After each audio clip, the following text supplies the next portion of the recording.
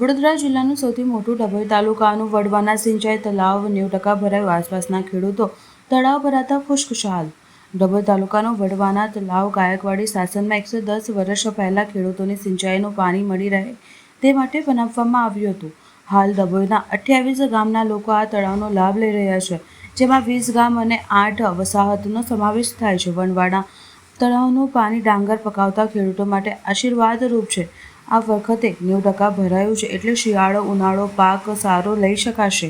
વડવાના તળાવ ખરીફ અને રવિ પાક માટે આશીર્વાદ સમાન નીવડશેનું ખેડૂતોએ જણાવ્યું હતું. વડવાના સિંચાઈ તળાવ એ વડોદરા જિલ્લાનું સૌથી વિશાળ એક સિંચાઈ ઇરિગેશન વ્યવસ્થા છે, જે શ્રીમંત સયાજીરાવ ગાયકવાડે 110 વર્ષ પૂર્વે બનાવ્યું હતું, જે આજે આ વિસ્તારના ખેડૂતો માટે આશીર્વાદ સમાન છે.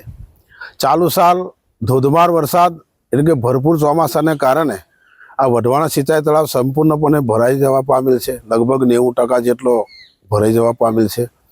ચાલુ સાલ આ ખરીફ પાકની સાથે સાથે આવનારા રવિ પાક માટે પણ ખેડૂતોને એક આશા બંધાય છે કે આટલો પાણીનો પુરવઠો જ્યારે સંગ્રહ થયો છે, ત્યારે આવનારો આ શિયાળુ પાક એ પણ સારી રીતે લઈ શકાશે. એ જોતાં સર્વે ખુશી, ખેડૂત આનંદમાં ખુશી માહોલ છવાઈ ગયો છે.